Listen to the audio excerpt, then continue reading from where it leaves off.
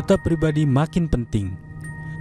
Pemerintah tak kunjung menyelesaikan penyiapan lembaga perlindungan data pribadi meskipun Undang-Undang Nomor 27 Tahun 2022 tentang pelindungan data pribadi mulai berlaku pekan depan. Mereka masih berupaya menyelesaikan peraturan presiden untuk pendirian lembaga selaku penyelenggara perlindungan data pribadi itu.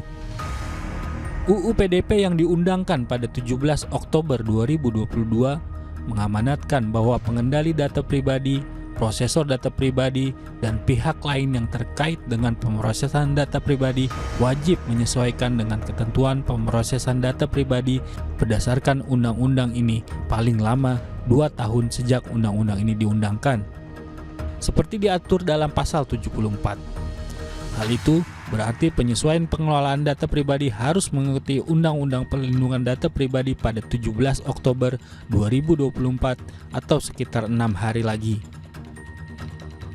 Sangat disayangkan, aturan-aturan turunan dari undang-undang tersebut belum ditindaklanjuti pada saat kasus-kasus kebocoran data pribadi terus terjadi.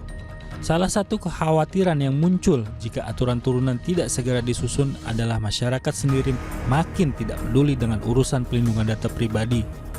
Akibatnya, masalah akan makin bertumbuk.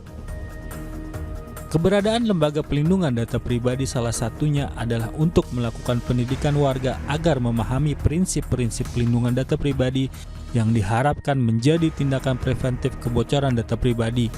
Di samping tentu melakukan pelindungan data pribadi itu secara langsung. Jika masyarakat kemudian tidak peduli, urusan-urusan pelindungan data pribadi akan makin menguras energi. Aturan turunan dari Undang-Undang Pelindungan Data Pribadi itu sendiri tentu ditunggu banyak kalangan di tengah penyebaran data pribadi yang terus marak. Para pelaku tidak mendapatkan tindakan hukum yang setimpal karena selama ini perangkat hukum yang ada kurang memadai. Kita bisa melihat orang ataupun organisasi membagi-bagikan data pribadi tanpa merasa bersalah. Selama ini, tindakan mereka jarang mendapat pengawasan atau teguran sehingga menjadi lazim. Kita berharap aturan turunan itu segera disusun dan bisa dioperasionalkan. Pelindungan data pribadi sangat mendesak karena semua data itu merupakan rahasia. Dengan adanya pelindungan data pribadi, pada saat yang sama negara menjamin keamanan warga karena data warga yang dipegang oleh yang tidak berhak bisa menjadi alat untuk melakukan tindakan-tindakan tidak benar. Jika aturan turunan tidak segera dibuat, sangat mungkin ketika kasus kebocoran atau pembocoran pelindungan pribadi makin canggih, aturan-aturan itu sudah tidak memadai lagi. Semua menjadi percuma.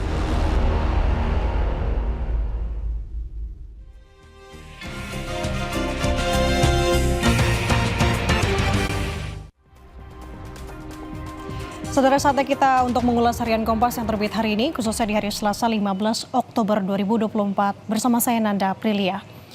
Saudara, kita lihat di halaman muka harian Kompas hari ini, wawancara khusus edisi hari ini adalah wawancara bersama dengan Menteri Luar Negeri Retno Marsudi dengan judul Manfaatkan Aset Kuat Indonesia sebagai Jembatan bagi Perbedaan dan Mitra Terpercaya.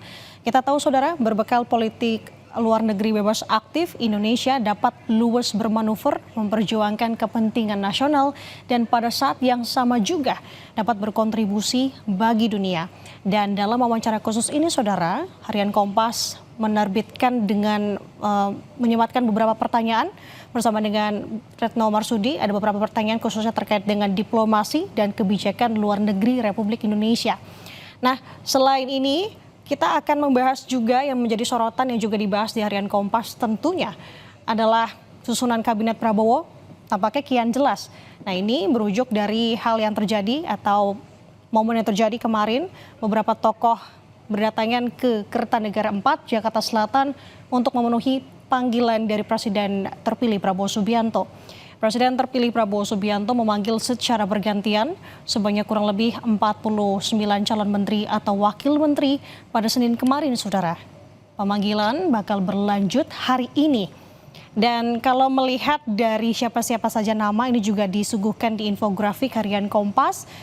49 nama, beberapa diantaranya seperti Mendagri, Tito Karnavian, ada juga Agus Harimurti Yudhoyono yang kita tahu sebagai Ketum Demokrat, yang juga menjabat sebagai Menteri Agraria dan Tata Ruang, Kemudian ada tokoh-tokoh lain seperti Zulkifli Hasan dan Bahlil Lahadalia yang kita tahu menjadi ketum Golkar dan juga sebagai Menteri ESDM.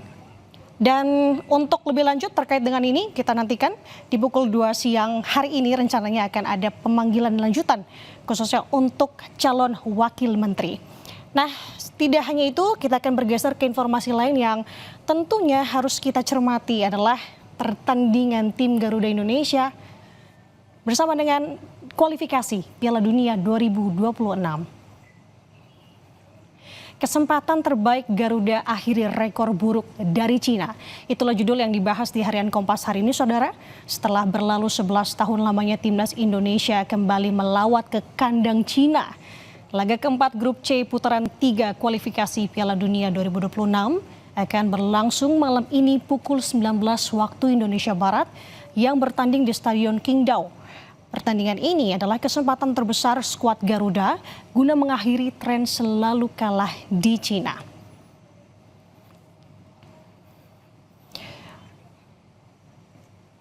Untuk informasi selengkapnya Anda bisa membaca Harian Kompas yang terbit hari ini atau juga bisa mengaksesnya melalui kompas.id.